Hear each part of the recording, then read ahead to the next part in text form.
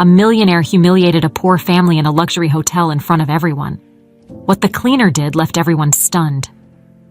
The Grand Star Hotel, with its impressive and luxurious facade, gleamed like a jewel in the heart of New York City. Its crystal chandeliers, carpeted hallways, and impeccably uniformed staff created an atmosphere where luxury was the norm.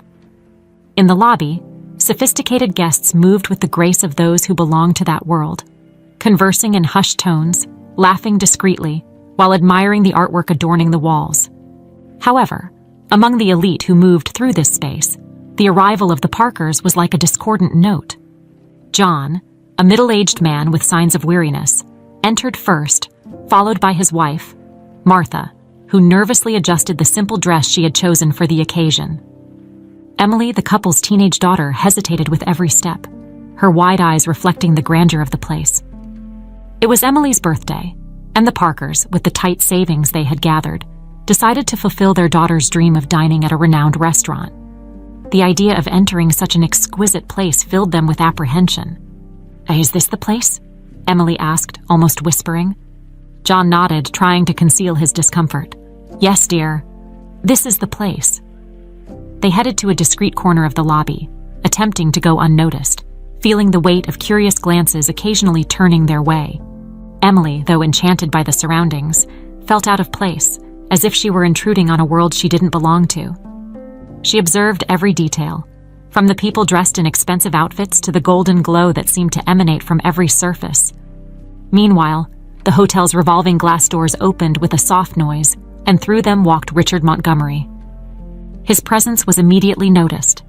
Tall, with an imposing posture and a stern expression, Richard walked with firm steps as if the hotel were an extension of his own home. Dressed in a tailored suit and accompanied by 2 assistants attending to every detail, he exuded power and confidence. The hotel staff, who had maintained a posture of indifference until then, hurried to greet him with reverence, aware of the importance of pleasing him. Richard looked around disdainfully, as if everyone around him were insignificant. His brief, cold gaze passed over the Parkers without any acknowledgement, as if they were mere extras in his grand life. Martha, sensing the tension, whispered to John, "I knew we should have chosen another place." "We don't belong here." John held his wife's hand firmly. "And we're here for Emily. It doesn't matter what they think."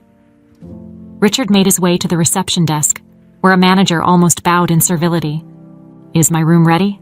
he asked, not even looking at the man in front of him. "Of course, Mr. Montgomery." "Everything as you requested," replied the manager, nervous. Richard nodded slightly, as if the confirmation was an unnecessary formality, and headed toward the private elevators, leaving behind a sense of coldness and superiority. Emily, who had watched the scene, felt a shiver. There was something unsettling about that man's presence. She wondered if the night held more surprises beyond those luxurious and intimidating walls. And so, with the tense atmosphere and expectations in the air, the Parkers' night at the Grand Star Hotel was just beginning, with fate preparing its own game among the opposites inhabiting that place. The restaurant at the Grand Star Hotel was a masterpiece of elegance. Glittering chandeliers hung from the ceiling, and the tables, covered with white linen cloths, were adorned with fresh flower arrangements. The atmosphere was one of absolute refinement, where every detail seemed hand-picked to impress. The Parkers, still timid, were led to a table in a discreet corner, where they waited anxiously to enjoy the meal they had so carefully planned. Emily, though charmed by the environment, couldn't shake the nervousness growing inside her. There was something in the air that made her feel uncomfortable, a feeling that they shouldn't be there. As the waiter served the dishes with precision and care, Richard Montgomery appeared again, now in the restaurant, and upon seeing the Parkers, his eyes narrowed in disapproval. He couldn't stand to see people who, in his distorted view, didn't belong in such an exclusive environment. Seated at his usual table, he watched the family with a cold, calculating gaze. Throughout the dinner, Richard couldn't restrain himself. In a voice loud enough for the Parkers to hear, he began making sarcastic remarks. "Look at this," he said to the man sitting next to him, a fellow businessman. "It seems anyone can walk in here these days. How do they let people without class frequent a place like this?" The colleague laughed quietly, but the sound echoed in the uncomfortable silence that now dominated the restaurant. Martha lowered her head, trying to ignore the venomous words. But Emily, with trembling hands, stared at the plate in front of her, unable to lift her eyes. Richard, seeing his comments taking effect, continued. It's truly audacious, don't you think? Bringing such modest clothing to a place like this. It seems they don't even know how to use the cutlery properly. They shouldn't waste the staff's time. A waiter, visibly uncomfortable, approached Richard to serve the wine. Everything to your liking, Mr. Montgomery. Richard stopped him with a gesture. Tell me, he said, making sure to be heard by everyone around him who allowed them in. He nodded toward the Parkers. This is an affront to good taste. The waiter, unsure of what to say, just stammered.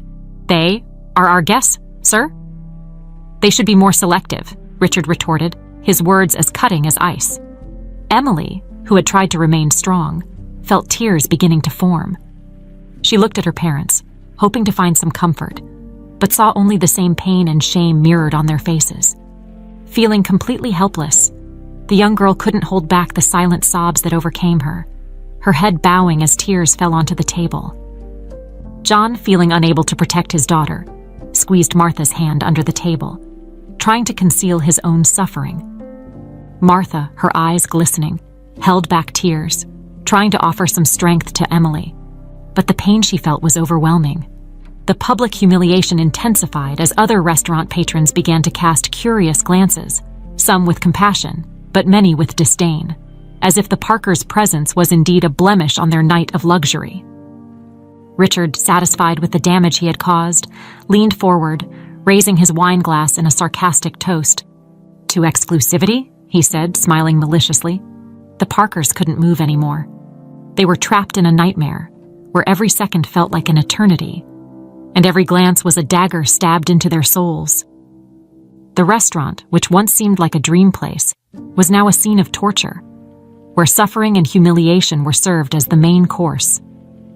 But that night, something invisible and powerful began to form inside Emily. Amidst the tears and pain, a feeling of revolt and indignation began to grow, silent but strong. Something that would forever change the fate of that family. And how unknowingly, Richard Montgomery had planted the seed of his own ruin.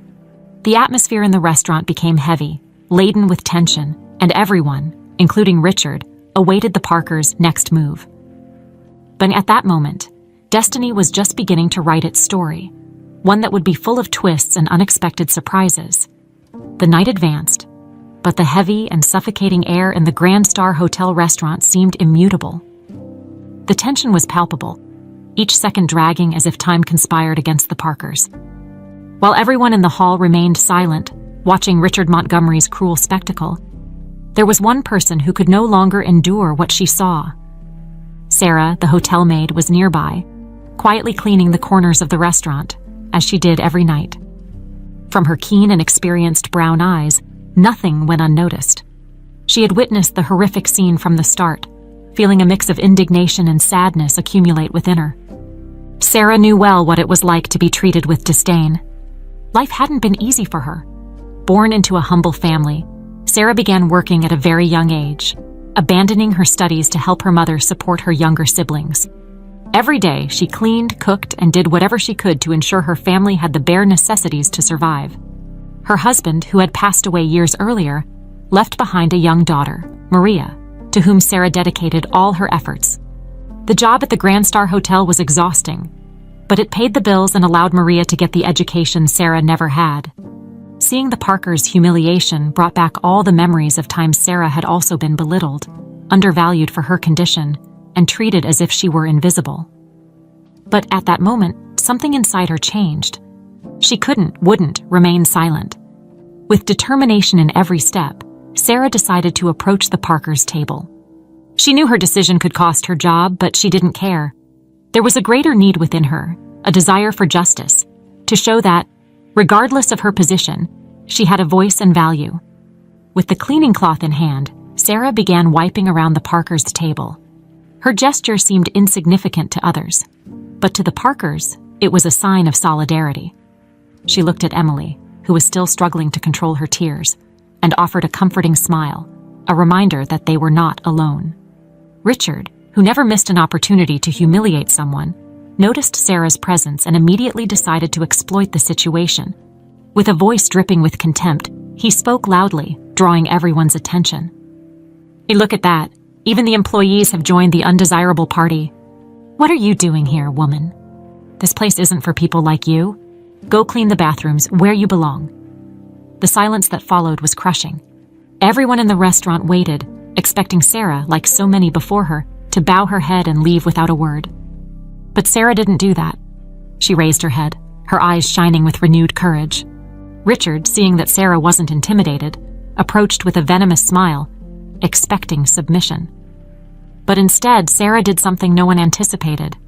With a firm and clear voice, she looked Richard directly in the eyes and said, "You may have all the money in the world, but that doesn't buy character or compassion. There are things that even wealth can't buy, and one of them is dignity. I work hard to support my family, just like this family here works for theirs. We are not inferior because we are humble." The hall was in shock. The air seemed to be sucked out of the room, and for a moment, everything stopped. No one had ever challenged Richard Montgomery like that, much less someone he considered as insignificant as a maid. He tried to open his mouth to respond, but words failed him. The fury in his eyes was evident, but Sarah's unwavering calm disarmed him. She turned to the Parkers and, with a look full of solidarity, concluded, "You don't need to be ashamed of who you are. This place doesn't define anyone's worth. What defines us are our actions and our hearts." The once curious and disdainful looks of the other customers began to change. Some lowered their heads, ashamed of having witnessed and silently allowed such cruelty. Others began to whisper, admiring Sarah's courage. Richard, still stunned, took a step back, realizing that at that moment, his authority had been challenged in a way he never imagined possible. Sarah, however, didn't wait for a response. With dignity, she returned to her work, but the impact of her words resonated throughout the restaurant. And so, in that instant, something greater began to take shape.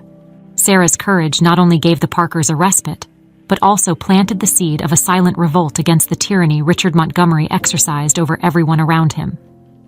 Destiny once again had changed its course, and no one there was prepared for what was to come. The atmosphere in the Grand Star Hotel restaurant was tense, still reverberating with Sarah's unexpected bravery. The looks of those present, which had previously been of disdain and indifference, were now filled with curiosity and restlessness.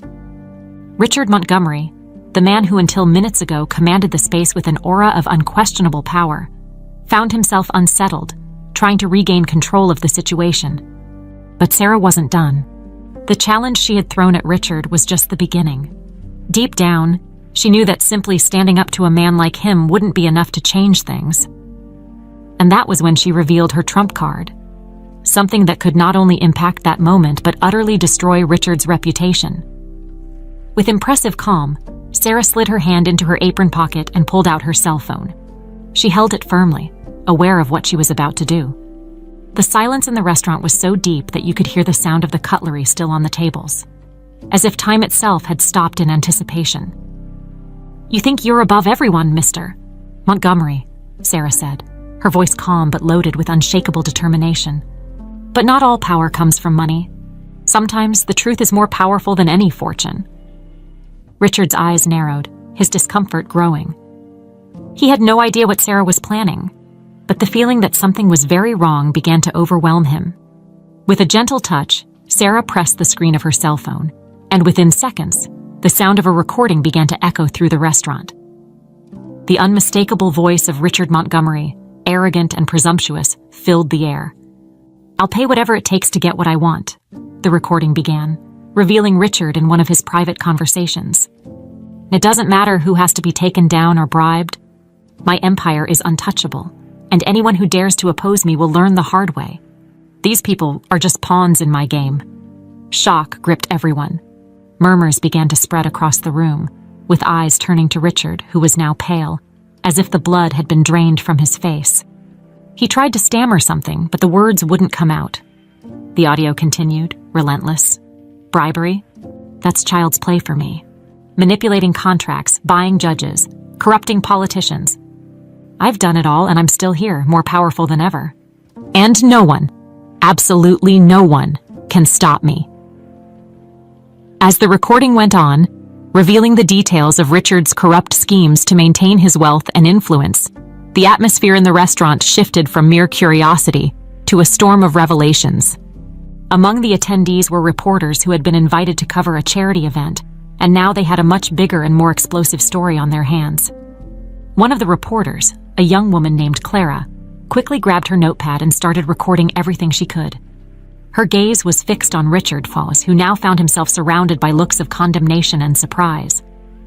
The evidence Sarah had revealed left no doubt about the true nature of that man. "This can't be happening," Richard muttered to himself, his mind spinning as he searched for a way to contain the damage. But there was no escape. He was trapped in a nightmare of his own making. The recording ended with a crushing silence. Richard's words continued to echo in the minds of everyone present.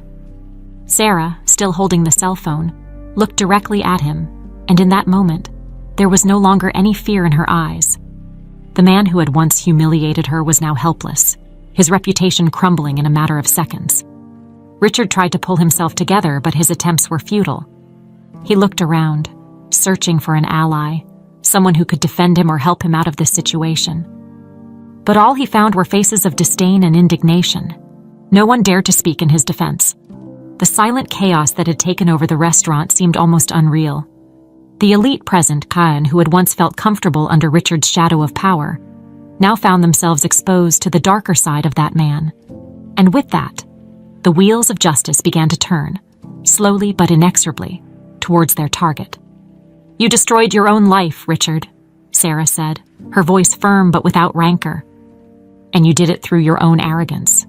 The truth always comes out, no matter how long it takes." Richard Montgomery's fate was sealed, and Sarah, the humble woman he had so despised, had become the instrument of his downfall. But as the chaos unfolded, new questions hung in the air. What else would be revealed? And what would be the consequences for all those entangled in the web of corruption and lies that Richard had created? The answer would come soon, but not before more secrets were unearthed, forever changing the lives of everyone at the Grand Star Hotel. The atmosphere in the Grand Star Hotel restaurant was heavy, as if the very air had become too thick to breathe. The words that had come from Sarah's cell phone still echoed in everyone's ears, like an incessant echo revealing the rot that Richard Montgomery had kept hidden for so long. Richard, who had always prided himself on his unshakable control over any situation, was now pale and sweaty, his mind trying to process the disaster that had just unfolded. He stood up abruptly, knocking over his chair, as the eyes of the elite present fixed on him with a mixture of surprise, disapproval, and a hint of barely concealed pleasure at seeing the mighty fall. "This is a lie," Richard finally managed to shout, his voice trembling more than he cared to admit. "That recording, it's fake. Someone is trying to frame me." But his words echoed in the heavy silence of the restaurant, finding no support. Everyone knew it was too late. The damage was already done, and the truth, finally revealed, was impossible to deny. Outside the hotel, chaos was beginning to take shape. News of the damning recording spread quickly like wildfire. Journalists, drawn by the magnitude of the scandal, began to arrive in droves, surrounding the hotel entrance with cameras and microphones in hand, ready to capture the moment of the downfall of one of the city's most influential businessmen. Among them was Clara, the reporter who had been frantically taking notes in the restaurant, now leading the coverage with a determined expression and a gleam in her eyes. "Montgomery will be exposed tonight," she murmured to her cameraman as she adjusted her microphone. "Get ready. We're making history." Inside the restaurant, the tension reached its peak. Richard, still desperately trying to defend himself, looked around for allies, but found only faces that once feared him and were now watching his downfall with cold indifference. Those he had once controlled with his wealth and power now distanced themselves, fearing being dragged into the abyss he was about to fall into. Sarah, standing silently beside the Parkers, watched everything with a mix of disbelief and relief. The courage that had driven her to that point was beginning to turn into an understanding of what she had really done. She, a simple cleaner, had brought down a giant. But despite the fear that hovered around her, Sarah knew she had done the right thing. Hotel security, alerted by the impending chaos, quickly entered the restaurant. 2 security guards approached Richard, who was still trying to maintain his authoritative stance. "Montgomery, we need you to come with us," one of the security guards said, his voice firm but respectful. "You have no right," Richard roared, trying to resist. "I own this place. I'm in charge here." But despite his words, the reality was clear. The power Richard had flaunted had disintegrated in front of everyone. He was alone, his arrogance now just a pale reflection of the man who was once feared. The guards, firm but professional, began escorting him out. The eyes of those present followed every step, every movement, as if witnessing the end of an era. Richard, with his head bowed and shoulders slumped, was led through the hall, a man who had everything, and in a matter of minutes, had lost it all. When the restaurant doors opened, revealing the crowd of reporters and photographers outside, flashes began exploding in all directions.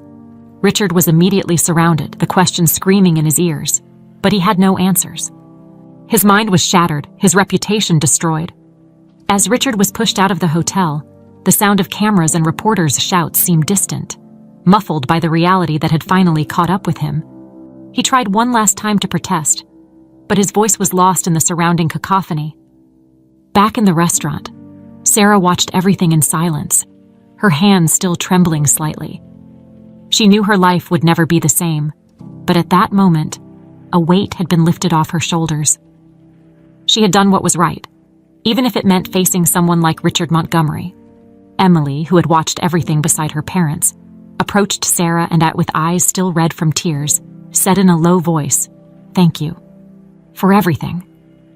Sarah, with a shy smile, just nodded, not knowing how to respond. The restaurant, which had once been a stage for humiliation, was now a place of justice and courage. And as Richard was taken out of the hotel, humiliated and devastated, fate continued to weave its web, paving the way for new challenges and revelations. The chapter closes with the image of Richard Montgomery being led out of the Grand Star Hotel, a man who lost everything he considered unshakable. And in contrast, Sarah, still shaken by her own courage, watched in silence, knowing that somehow she had changed not only her life, but those around her. The dawn of a new day brought with it a storm of unimaginable proportions.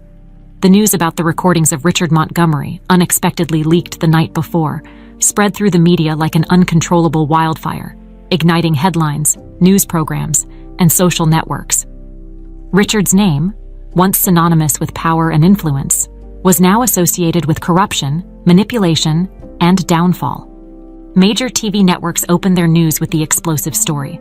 Journalists and commentators debated tirelessly about the scandal's impact, bringing more details about the illegal practices Richard used to build his empire to light. Images of him being escorted out of the Grand Star Hotel were replayed in loops, accompanied by analyses of how one of the most powerful men in the country had fallen so abruptly and publicly. Experts in economics and business ethics were called to discuss the scandal's repercussions. A market analyst, with a grave expression, spoke on one of the highest-rated shows. "This is not just the end of Richard Montgomery's career. It is a devastating blow to all companies associated with him. In a matter of hours, we've seen stocks plummet. Investors are fleeing en masse. No company wants to be linked to this level of corruption." The effects were immediate. Companies with any ties to Richard began cutting ties, trying to distance themselves from the scandal before it was too late. Resignation letters from executives allied with Richard began to be published, and the shares of his conglomerate's companies plummeted at an alarming rate, causing panic in the financial market. The empire Richard had built over decades began to crumble in a matter of hours. While the business world was rocked by this earthquake, inside the Grand Star Hotel, the atmosphere for the Parker family had drastically changed.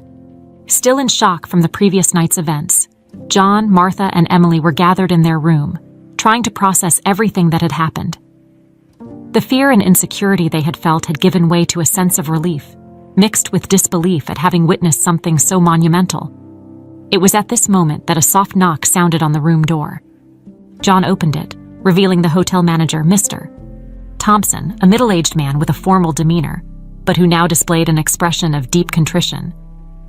"Parker," Thompson began, his voice laden with sincerity, "I cannot express how sorry I am for what happened last night.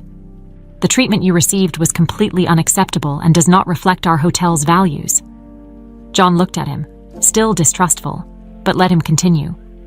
"I would like to offer you, on behalf of the Grand Star Hotel, our sincerest apologies," Thompson continued. "We understand that what was done cannot be undone. but we would like to try to make amends in the best way possible. We would like to offer you a complimentary stay in one of our best suites, with all expenses covered, for as long as you wish." Martha, sitting next to Emily, looked at her husband, surprised. They had never dreamed of being in such a luxurious place, and now they were being invited to stay in the hotel's most prestigious suite. The sudden change was hard to process. Emily, still absorbing everything that had happened, whispered to her mother, "It feels like a dream, Mom." Martha, with tears of relief in her eyes, just nodded. John, finally relaxing a bit, thanked the manager with a hesitant smile. "Thank you, Mr. Thompson. We appreciate the offer.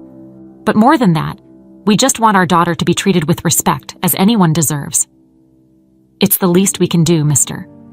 Parker," Thompson replied with a nod. "We hope this helps improve your experience at our hotel."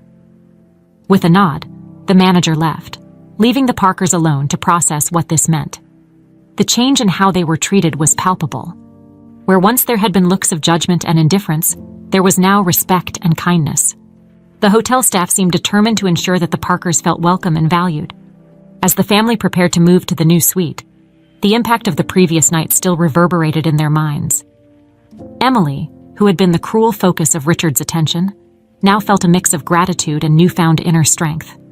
She realized that despite all the suffering, her family had emerged stronger, their dignity intact. Outside, reporters still swarmed, seeking new information on Richard's downfall. But for the Parkers, the worst was over. Now, they had a new opportunity to seize, aware that they had been part of something much bigger than they could have imagined. And so, as Richard Montgomery's empire continued to crumble, the Parkers finally found a bit of peace and dignity in a place where they had once felt only humiliation. Destiny, in its eternal dance, had taken an unexpected turn, and for the Parkers, life was beginning to change in ways they had never predicted. The glare of recent events at the Grand Star Hotel was fading, but for Sarah, the true protagonist of this twist, the journey was just deepening. While the headlines focused on Richard Montgomery's fall, deep within Sarah, old wounds and memories began to surface, brought to light by the courage she had shown.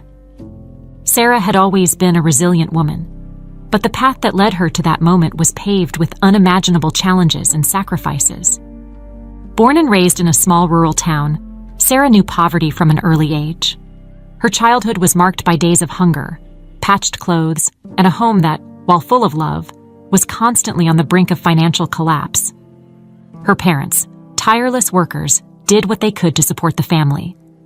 But discrimination and lack of opportunities were insurmountable barriers. Sarah, the eldest of 3 siblings, felt the weight of responsibility from a young age. She learned to cook, clean, and care for her younger siblings while her parents struggled to provide the bare minimum. School for Sarah was a luxury she only enjoyed for a short time. The need to help at home was more pressing, and she left her studies to work as a maid during her teenage years. But Sarah was a keen observer, and even without formal education, she learned from life, from the people around her, and from the harsh lessons she faced daily. She developed a practical intelligence, a cunning that helped her navigate the difficulties that arose in her path. It was this same cunning that led her to notice something others might have overlooked: the opportunity for justice. Years later, as an adult and single mother, Sarah moved to New York in search of a better life for her daughter, Maria. There, she found work at the Grand Star Hotel, a place that, though luxurious, often reminded her of her place in society. However, she never let herself be discouraged. On the contrary, Sarah stood out for her impeccable work ethic and the dignity with which she performed her duties, earning the respect of her colleagues and superiors. It was on one of those long nights, while discreetly cleaning one of the hotel's most exclusive corridors, that Sarah overheard a conversation between Richard Montgomery and one of his associates. The cold, calculated words Richard spoke, detailing bribes and manipulations, were etched in her mind. In that moment, a flame of justice ignited in Sarah. She knew that if she confronted him directly, she would not be heard. She needed proof, something that could speak for itself. And so, with the courage life had taught her, Sarah began carrying her cell phone with her, discreetly and silently, always ready to record anything that could expose Richard. She knew it was risky, that she could lose her job, but her indignation at the injustice outweighed her fear. She recorded several conversations over the months, waiting for the right moment to act. That moment finally came the night Richard humiliated the Parkers. Seeing young Emily cry, Sarah could wait no longer. Her determination to expose Richard was strengthened by the desire to protect those who, like her, were seen as insignificant by the powerful. And so, without hesitation, Sarah used the recordings to unmask the man who thought he was above everyone. Now, with Richard Montgomery exposed and the news spreading like wildfire, Sarah found herself in the spotlight. But she did not seek glory or recognition. Everything she did was for justice, for those who had no voice. As she wiped down a table in the empty restaurant, the hotel owner, Mr. Harrison, approached. He was a man of rigid posture, known for being demanding and few words. However, at that moment, his expression was one of respect and admiration. "Sarah," he began, his voice low and solemn, "I want you to know that what you did here was more than any of us ever imagined. Your courage and integrity are rare, and they are qualities this hotel needs to value." Sarah paused, surprised by his words. Harrison continued, with a tone that showed the seriousness of his offer. I would like to offer you a position as hospitality manager. Your work here has always been exemplary, but what you did for this family and for all those wronged by Richard is something we cannot ignore. You have the vision and heart that this hotel needs, and I believe that, as a manager, you can do even more for our guests and our team. Sarah was silent, Harrison's words echoing in her mind. Being promoted to hospitality manager was something she never thought possible, especially for someone with her background. But at the same time, she felt it was an opportunity to make an even greater difference. With teary eyes, Sarah finally responded, her voice filled with emotion. "Mr. Harrison, I don't know how to thank you. I've always wanted what I do to have some meaning, to help others. If this promotion means I can continue doing that, then I accept with gratitude."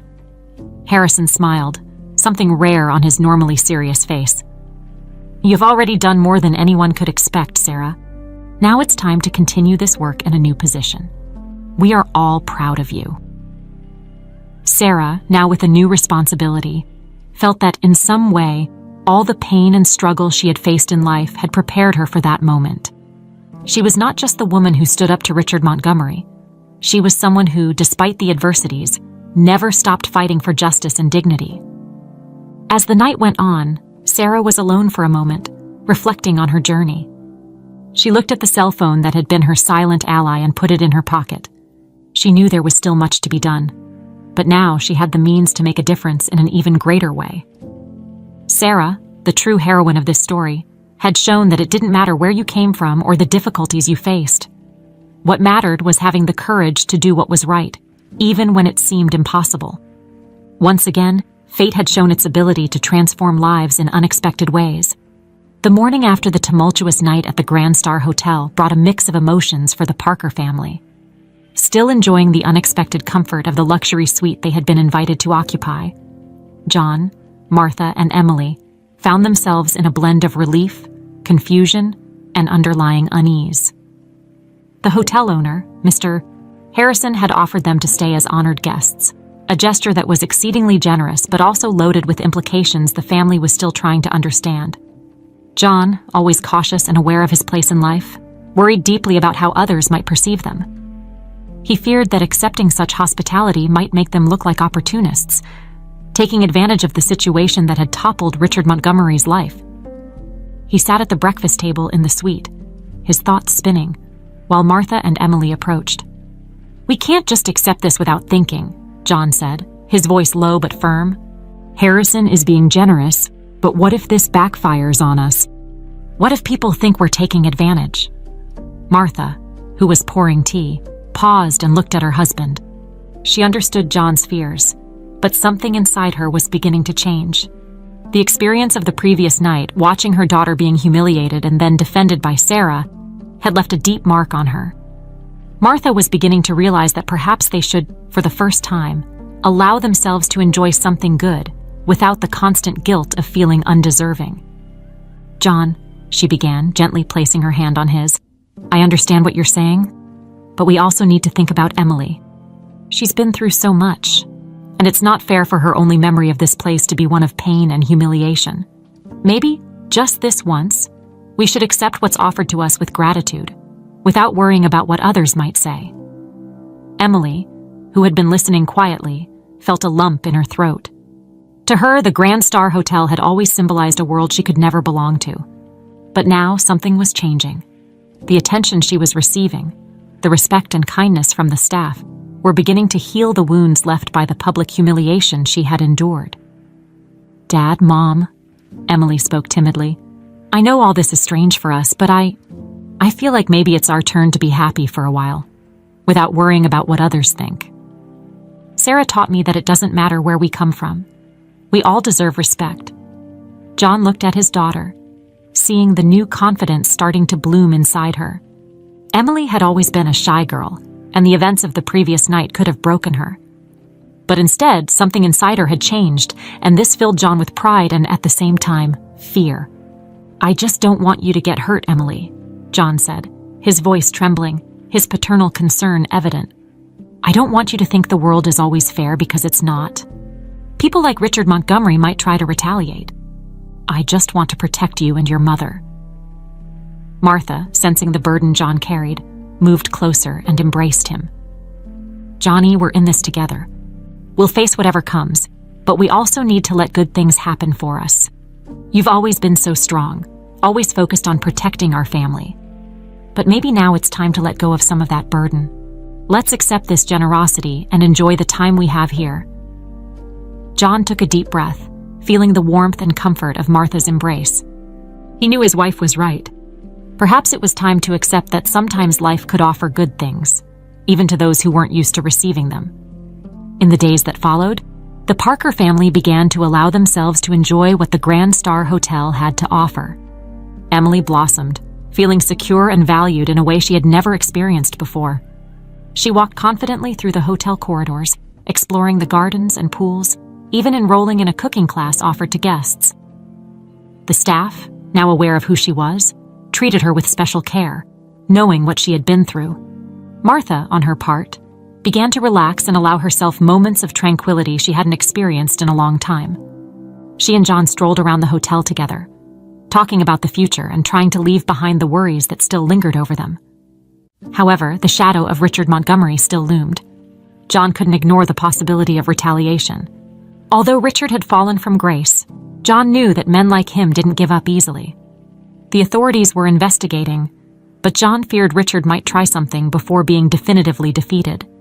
One night, while Martha and Emily slept, John found himself awake, sitting on the suite's balcony, gazing at the lights of the city that never slept. He thought about the future, the safety of his family, and what they would face when they returned to normal life. But at the same time, he felt a new kind of strength growing within him. Emily's words echoed in his mind. "We all deserve respect." In the end, perhaps this was the most important lesson. No matter what happened, the Parkers had learned that dignity wasn't something anyone could give or take away. It was something that came from within, something that no one, not even a man like Richard Montgomery, could destroy. And so, as the scandal surrounding Richard continued to unfold in the media, the Parker family, with all their worries and hopes, prepared to face the future with the certainty that together they could overcome anything. The experience at the Grand Star Hotel had changed their lives in ways they were only beginning to understand. But one thing was certain: they would never see themselves the same way again. The fall of Richard Montgomery, once a titan in the business world, was swift and brutal. As news of his crimes continued to dominate the headlines, a thorough investigation began unearthing the dark secrets he had kept hidden for decades. The authorities, spurred on by public outrage, wasted no time. Every stone was turned, and the empire Richard had meticulously built over the years began to crumble from within. The initial revelations shocked the world. Bribery, contract manipulation, money laundering, the accusations piled up, each more serious than the last. But what had the most impact was the extent of his abuses of power, stretching over decades and affecting hundreds of lives. As the investigations progressed, the image of the ruthless business tycoon transformed into something even more monstrous. Richard, who had always surrounded himself with sycophants and allies who feared his power, now found himself completely isolated. The same men who once revered him were now scrambling to save their own skins, turning him in for deals with the authorities. He was no longer untouchable. He was a pariah. As he faced the legal consequences of his crimes, Richard couldn't help but recall the moments that led him to this point. Memories of his rise to power surfaced, like ghosts of a past he preferred to forget, but which now haunted him relentlessly. The flashbacks revealed a young Richard, ambitious and determined to make his mark on the world. He didn't come from a wealthy family. On the contrary, he grew up in a modest neighborhood where money was always tight. His father was a hard, cold man who believed life was a constant battle and the weak deserved to be crushed. "The world belongs to the strongest, Richard," he used to say. "If you're not the hunter, you're the prey." These words took root deeply in Richard. He decided early on that he wouldn't be prey. With a sharp mind and fierce determination, Richard entered the business world with a clear mission: to accumulate power and wealth at any cost. In the early years, his ambition was accompanied by a sort of moral code. He wanted to win, yes, but there were limits he refused to cross. However, as he climbed the corporate ladder, Richard began to see that the true players, those who really controlled the fate of others, had no scruples. They manipulated, betrayed, and destroyed anyone who got in their way. Richard found himself facing a dilemma: stick to his principles or adapt to the game he so badly wanted to win. The choice was made one night that still haunted him in nightmares. He was early in his career, about to close a deal that could change everything. The problem was he didn't have the resources to fulfill his part of the agreement. It was then that an older man, already hardened by the corporate game, made him an offer. "I can make sure this contract is yours, Richard. But there's a price. You must do whatever it takes, no matter how dirty, to stay on top. Are you prepared for that?" Richard, at the time, hesitated. But the vision of power and wealth that contract promised was irresistible. He agreed, and from that moment on, he began to slide down a path of darkness. That first bribe led to another, then to more complex manipulations, and eventually to a point of no return. He betrayed friends, destroyed competitors, and exploited the weak without remorse. His heart hardened, and his father's voice echoed in his mind every time he committed another cruelty. The world belongs to the strongest. Back in the present, Richard was alone in a cold, empty cell, awaiting the hearing that would decide his fate. He was unrecognizable, a shadow of the imposing man he used to be. His skin was pale, his eyes, once full of cunning, now displayed a desperate emptiness. As he waited, the steel doors opened, and to his surprise, former allies, men he had elevated to power and others he had betrayed along the way, entered the room. Their faces showed a mix of emotions. Some had barely concealed pleasure. Others wore expressions of cold revenge. They were the survivors, those who had learned from Richard to adapt and were now ready to reap the benefits of his downfall. One of the men, whom Richard recognized as a former business partner he had destroyed in a hostile takeover, slowly approached. "Remember me, Richard?" he asked with a cruel smile. "Oh, you taught me that in the end. Everyone gets what they deserve." Richard tried to respond, but the words wouldn't come. The weight of his choices bore down on him, immobilizing him. He knew the business world was cruel, but he never imagined the end would be so lonely, so humiliating. As his former allies and enemies exchanged looks, making it clear they were there to witness his final downfall, Richard realized, for the first time, that his father's view of the world was wrong. The power he had sought so desperately hadn't protected him, it had destroyed him. And now, when he needed support the most, he was surrounded only by those who wished to see him ruined. The chapter ends with Richard facing the abyss of his own choices, as the faces of his former allies and enemies watch him, eager to see how fate will consume him completely. The justice he had evaded for so long finally caught up with him, and there was no escape. Desperation can drive a man to unimaginable extremes. And for Richard Montgomery, the fall of his empire was not the end, but the beginning of a new phase of vengeance. Isolated, stripped of his power, and publicly humiliated, Richard couldn't accept the idea of being defeated by people he always considered inferior. In the confinement of his cell, he brooded over every detail, every affront, until a dark idea began to take shape. Richard still had a few connections left, remnants of his vast empire, men and women who, though reluctant, still owed him favors or were loyal out of fear or greed. Using these connections, he began to orchestrate a plan to regain control, or at least cause as much damage as possible before being completely crushed. First, he contacted an old associate, a shady man with a network of contacts in the underworld. This associate knew how to find information, how to pull strings without being detected. Richard, on with his characteristic coldness, gave his orders.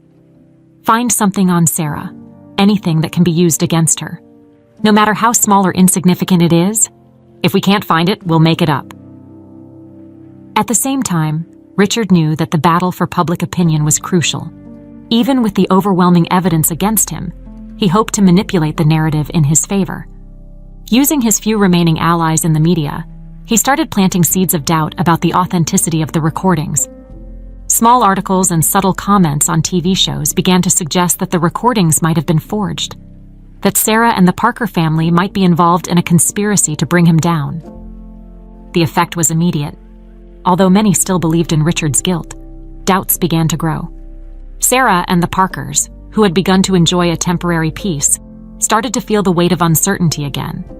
In the hallways of the Grand Star Hotel, where they once received smiles and words of support, there were now questioning looks and whispers.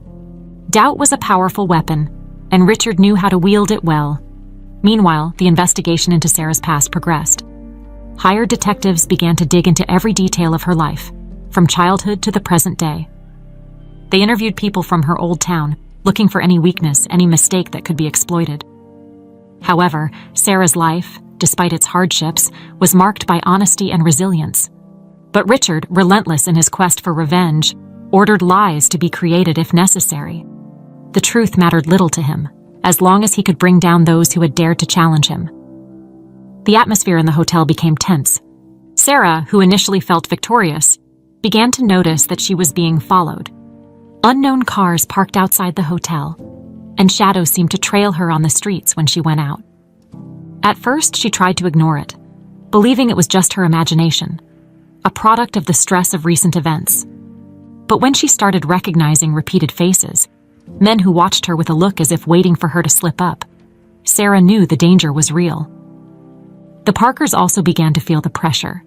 Emily, who was finally recovering from the humiliation she had suffered, noticed that her father and mother were more tense, whispering when they thought she wasn't listening. John, always protective, started constantly watching the surroundings of the hotel, while Martha clung to her faith that everything would turn out all right, though her heart was heavy with worry. One night, as Sarah was returning to the hotel after visiting her daughter Maria, she felt a shiver run down her spine. A black car had been following her for several blocks, keeping enough distance not to draw attention, but close enough to be noticed. Fear began to turn into panic, but Sarah, determined not to give in, decided to confront the driver.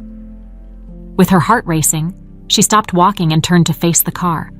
The shadowy figure behind the wheel hesitated for a moment, but then sped away, driving past her at high speed and disappearing around the corner.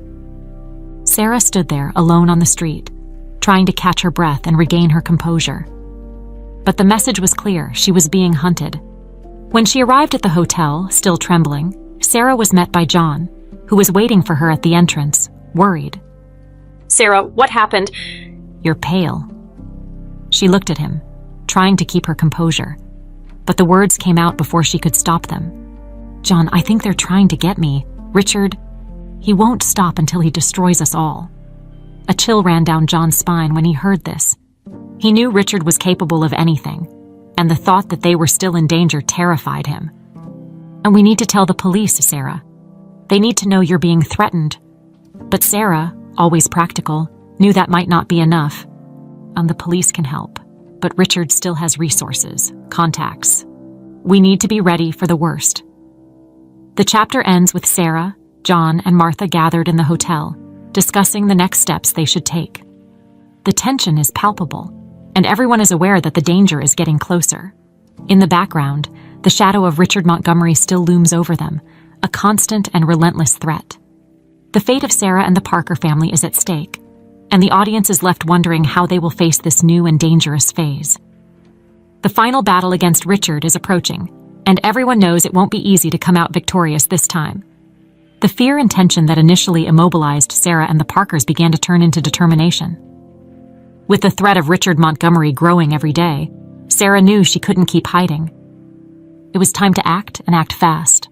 She understood that the only way to win was by facing Richard head-on, using the same weapons he had tried to use against them: truth and public exposure. Sarah began gathering her allies. Clara, the reporter who had covered Richard's initial downfall, was the first to answer the call. Clara had always believed in Sarah's integrity and knew this story wasn't over yet. With Clara's help, Sarah started compiling a complete dossier with all the additional evidence she had gathered about Richard's illegal activities.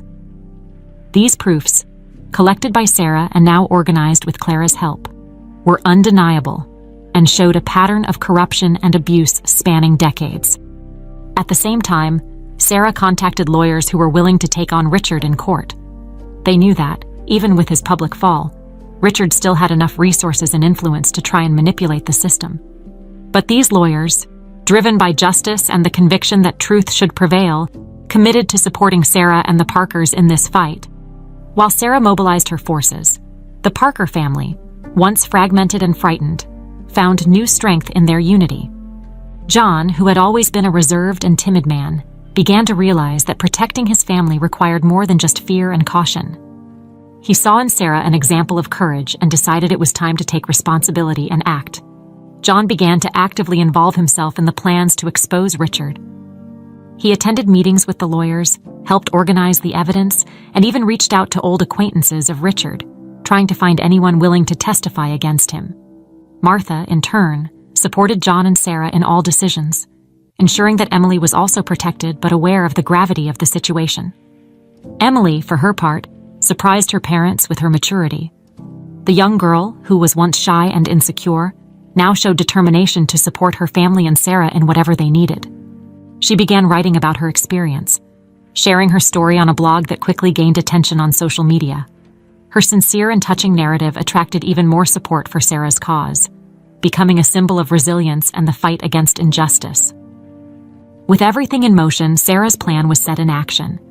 Clara started publishing a series of reports that detailed the new findings about Richard's illegal activities. The articles were accompanied by interviews with people who had been harmed by him over the years. The media, which Richard had tried to manipulate, now turned against him with relentless force. Public opinion, once confused by Richard's attempts to discredit Sarah, began to see the truth. The tide was turning, and Richard, who once controlled everything, now found himself cornered. But the battle wasn't over. Desperate and with his last resources at hand, Richard organized a final attempt at revenge.